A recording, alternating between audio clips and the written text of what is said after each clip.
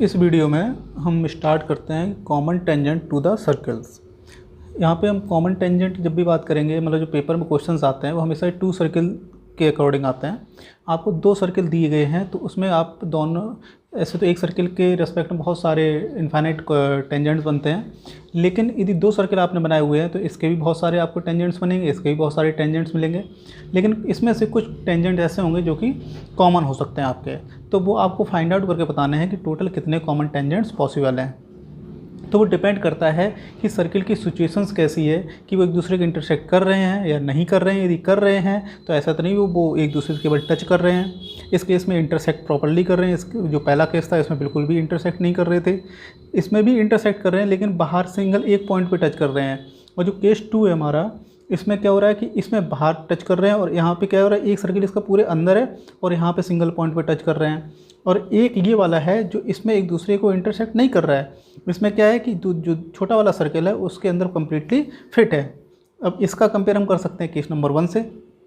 Case number 1 में क्या कर रहे हैं, ये भी इंटरसेक्ट नहीं कर रहे हैं, बट दोनों ही सर्किल एक दूसरे से अलग अलग हैं, मतलब एक दूसरे के अंदर नहीं समाये हुए हैं। ठीक है, तो देखो अब जब इस वाले केस में यदि देखते हैं तो हम दो तरह के टेंजेंट्स पढ़ते हैं। एक होता है डायरेक्ट कॉमन टेंजेंट्स, एक होता है ट्रांसवर्स कॉमन टेंजेंट। ठीक है, ट्रांसफर होता है जो इस तरह से क्रॉस करके आपस में निकलता है और उनका इंटरसेक्शन जो होगा वो दोनों सर्किल के बीच में इंटरसेक्ट होता है। ठीक है, और जो डायरेक्ट कॉमन टेंजेंट्स होते हैं वो ऊपर ऊपर से निकलते हैं ऐसे करके। वो यदि दोनों सर्किल यदि सेम रेडियस के हैं तो वो दोनों पैरेलल ही निकल जाएंगे, हो सकता है वो इंटरसेक्ट भी ना करें। ठीक है, और यदि एक बड़ा है एक छोटा है तो ये तो निश्चित है कि यहाँ पर आके आगे कहीं ना कहीं इंटरसेक्ट करेंगे। ठीक है, तो ये जो एक टेंजेंट ये एक टेंजेंट ये डायरेक्ट कॉमन टेंजेंट बोला जाते हैं। तो टोटल दो डायरेक्ट कॉमन टेंजेंट यहाँ मुझे दिख रहे हैं और यहाँ पर ये ट्रांसवर्स ये है, दूसरा ट्रांसवर्स ये है। ठीक है, तो दो ये हो गए, टोटल कितने हो गए कॉमन टेंजेंट, 4 हो गए। यदि मैं इसकी बात करूं तो इसमें कॉमन टेंजेंट कितने हैं, इसमें कॉमन टेंजेंट आपको कहीं भी बना ही नहीं सकते हो, क्योंकि इसका जो टेंजेंट होगा वो इसका टेंजेंट नहीं हो सकता है। ठीक है, और जो इसका टेंजेंट होगा वो इसका टेंजेंट नहीं हो सकता है, तो इसमें कोई भी टेंजेंट पॉसिबल नहीं है। इस वाले केस में देख लेते हैं। इस वाले केस में जो यहाँ पे जस्ट यहाँ पे एक दूसरे को टच कर रहे हैं, वहाँ पर यदि मैं यहाँ पर एक टेंजेंट ड्रॉ करना चाहूँ ऐसे करके, तो ये कितना एक टेंजेंट आपका ड्रॉ हो सकता है। इस वाले केस में केवल आपके दो डायरेक्ट कॉमन टेंजेंट तो बनेंगे लेकिन ट्रांसवर्स वाले कोई भी नहीं बनेगा। केस 2 ये क्या कर रहे हैं, जब जैसे ये एक सर्किल ये बाहर एक दूसरे से टच कर रहे हैं यहाँ पर, तो यहाँ पर एक ट्रांसवर्स तो बनेगा, जहाँ पे सिंगल पॉइंट टच हो रहा है वहाँ से एक ट्रांसफर कॉमन टेंजेंट बन जाएगा और दो आपके डायरेक्ट कॉमन बन जाएंगे। तो टोटल यहाँ पे कितने हो गए, 3 हो गए। ठीक है, तो पेपर में आपको फिगर नहीं बना सकते हो, फिगर बनाएंगे आपको समय लगेगा, क्योंकि आपके पास समय जो होता है वो मुश्किल से 1 मिनट या 1.5-2 मिनट के अंदर सॉल्व करना होता है। तो मुझे कैसे फाइंड आउट करना है, ठीक है, तो मेन चीज़ उस पर फोकस कर लेते हैं। तो आपको दो सर्किल की इक्वेशन दे रखी होंगी, दो सर्किल की इक्वेशन दे रखी है। ठीक है, तो हम पहले क्या करेंगे कि दोनों सर्किल के जो सेंटर हैं उनको फाइंड आउट कर लेंगे। तो मान लो जैसे पहले का C1 है दूसरे का C2 है, तो ऐसे आप कोई भी सर्किल होगा उसको सेंटर फाइंड आउट करना कोई दिक्कत की बात नहीं है, और दोनों ही सर्किल की अलग अलग रेडियस फाइंड आउट करने में भी कोई दिक्कत नहीं है। ठीक है, तो पहले की रेडियस हम सपोज A1 मान लेते हैं, दूसरे की A2 मान लेते हैं, आप R1 R2 भी मान सकते हैं। तो इसी केस पे आपके काफ़ी सारे केसेस बन जाते हैं। ठीक है, तो सबसे पहले हम क्या करेंगे कि जितने भी आपके हैं तो सबसे पहले हम उसका क्या करेंगे, C1 एंड C2 जरूर निकालेंगे। C1 C2 का मतलब C1 से C2 की डिस्टेंस कितनी है। ठीक है, तो ऐसे सारे हम निकाल लेते हैं। यहाँ पे लिख लेता हूँ C1 C2 C1 C2 C1 C2 and C1 C2। जब मैंने C1 और C2 के बीच की डिस्टेंस फाइंड आउट कर ली तो हम क्या करेंगे, उसके बाद हमने रेडियस भी फाइंड आउट कर ली है। तो हम दो चीज़ें करते हैं। तो हम पहली बात A1 प्लस A2 मतलब दोनों रेडियस का सम करेंगे, और क्या करेंगे कि दोनों रेडियस का डिफरेंस निकालेंगे। मतलब जैसे A1 माइनस A2, तो कभी मान लो A1 छोटा A2 बड़ा हुआ तो ये नेगेटिव हो जाएगा, तो हम क्या कर लेते हैं, इसकी मॉड वैल्यू निकाल लेते हैं। ठीक है, तो इसकी मॉड वैल्यू तो पॉजिटिव ही रहेंगे। तो ऐसे ही यहाँ पे क्या करेंगे, A1 plus A2, A1 minus A2, लेकिन इसकी mod value A1 plus A2, इनको हम एक ब्रैकेट में लिख लेते हैं क्योंकि पॉजिटिव रहेंगे, मॉड लगाने की ज़रूरत नहीं है। और यहाँ पे लिख लेते हैं A1 माइनस A2, ऐसे ही इसका भी लिख लेते हैं A1 minus A2 and A1 plus A2, A1 plus A2, A1 minus A2। ठीक है।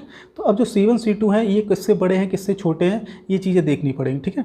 तो इस वाले केस में यदि मैं इन दोनों, देखो यहाँ पे इसकी रेडियस A1 है, इसकी रेडियस A2 है, यदि इन दोनों को जोड़ूँ तो इतना और इतना, और ये और जो C1 C2 वो टोटल इतना है, तो साफ साफ दिख रहा होगा C1 C2 की जो वैल्यू है, मतलब ये जो डिस्टेंस है वो A1 प्लस A2 से ज़्यादा है, ठीक है। तो यदि A1 प्लस A2 से ज़्यादा है तो ऑब्वियस बात उनके जो रेडियस का डिफरेंस होगा उनसे तो ऑब्वियस बात वो ज़्यादा होगी, ठीक है। तो मेन काम है मुझे ये चीज़ चेक करना, ठीक है। यदि हमारा C1 C2 distance A1 plus A2 से ज़्यादा आ रही तो सीधे सीधे आप पता चल गया होगा टोटल कितने कॉमन टेंजेंट बनेंगे, 4 कॉमन टेंजेंट, जिसमें कि 2 डायरेक्ट टेंजेंट होंगे, 2 ही ट्रांसवर्स होंगे, ठीक है। तो इसमें A1 A2 की ज़्यादा चेक करने की जरूरत नहीं पड़ेगी, क्योंकि A1 प्लस A2 से भी बड़ा हो गया तो ऑब्वियस बात उससे बड़ा ही होगा। जो सेकंड केस होता है इसमें एक दूसरे से टच कर गए, यहाँ से साफ साफ दिख रहा होगा ये A1 है ये A2 है, इन दोनों का जो सम है वो C1 C2 के बराबर हो रहा है। तो यदि C1 और C2 के बराबर इसका सम हो गया तो इसमें भी हमें मुझे केवल यही चेक करने की ज़रूरत है, ठीक है। और ये डिफरेंस ऑब्वियस बात बड़ा होगा तो ये पार्ट इधर वाला चेक करने की ज़रूरत नहीं है। तो इस केस में आपके टोटल 3 कॉमन टेंजेंट्स बनेंगे।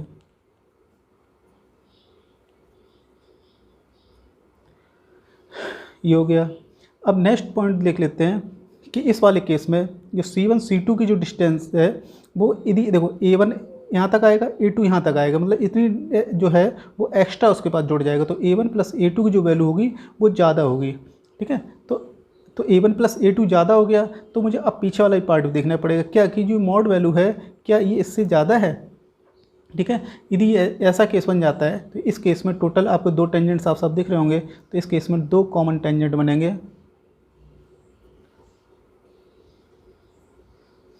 ठीक है।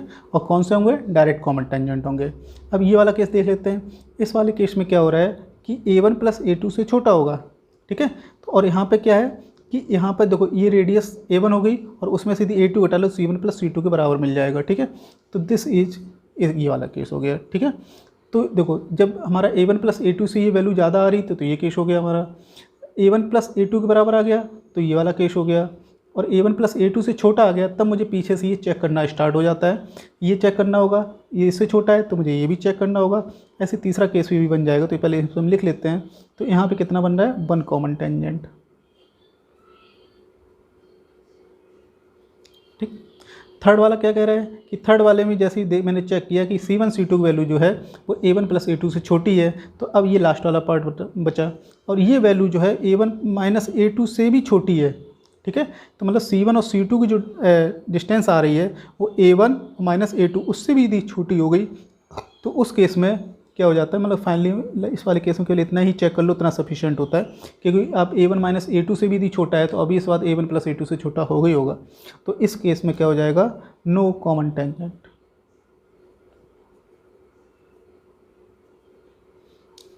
ओके। तो आपको सारे केसेस क्लियर हो गए कि कितने टेंजेंट्स बनेंगे, 4 कब बनेंगे, 3 कब बनेंगे, 2 कब बनेगा, 1 कब बनेगा और कोई भी नहीं बनेगा, ठीक है। मतलब 4 से ज़्यादा नहीं हो सकते हैं, ये तो आप साफ साफ क्लियर हो चुका होगा, ठीक है। तो ये जो पहला वाला है इसमें थोड़ा सा एक चीज़ और देख लीजिए। तो यदि हम इसे C1 से C2 मिलाया, यदि मैं इस लाइन को ऐसे धीरे धीरे आगे और बढ़ा दूँ तो ये जो इंटरसेक्शन है ये वाला, तो वो उसी लाइन पर ही करता है। जैसे यहाँ पे T1 पे ट्रांसवर्स वाले जो कॉमन टेंजेंट थे ये कहाँ पर इंटरसेक्ट करेंगे, C1 C2 के ऊपर ही इंटरसेक्ट करेंगे। और इस लाइन को यदि आगे बढ़ा दो तो ये जो डायरेक्ट कॉमन टेंजेंट है वहाँ पर इंटरसेक्ट कर रहे हैं, वो इंटरसेक्शन पॉइंट भी ये C1 C2 से जो आगे लाइन बढ़ गई उसी पर ही इंटरसेक्ट करते हैं, ठीक है। तो ये थोड़ा सा इंपॉर्टेंट पॉइंट है कि T1 और जो T2 मतलब ये इंटरसेक्शन पॉइंट जो बन रहे हैं वो कहाँ पर लाई करेंगे, ठीक है। तो यदि लाई कर रहे हैं तो यहाँ देखा जाए तो C1 C2 लाइन को इंटरनली बाइसेक्ट कर रहे हैं, कौन, T1 कर रहा है। जो T2 है वो एक्सटर्नली बाइसेक्ट कर रहा है। तो इसके लिए इसका एक थोड़ा सा पॉइंट याद रखिए। तो ये किस रेशियो में डिवाइड करते हैं, तो यहाँ पे थोड़ा सा देख लीजिए, C1 T1 और C2 T2, तो C2 और T2 ये जो रेशियो होता है वो हमारा A1 अपॉन A2 होता है, लेकिन ये कैसा होगा, इंटरनली होगा, ठीक है। जो T1 होता है वो इंटरनली होगा। दूसरा जो T2 से ले हुए तो वो C1 से T2 और C2 से T2, सॉरी ये वाला जो है वो C1 से T1 था, ठीक है। तो C1 से T1 एंड C2 से T1 ऐसे यहाँ पे निकाल लेंगे, C1 से T2 और C2 से T2। तो ये जो होगा वो भी रेशियो हमारा A1/A2 ही होता है, लेकिन ये कैसा होगा, एक्सटर्नली होगा। ठीक है, तो इतने सारे पॉइंट्स इसमें डिस्कस करने थे, तो इतना सफिशिएंट है इस टॉपिक के लिए।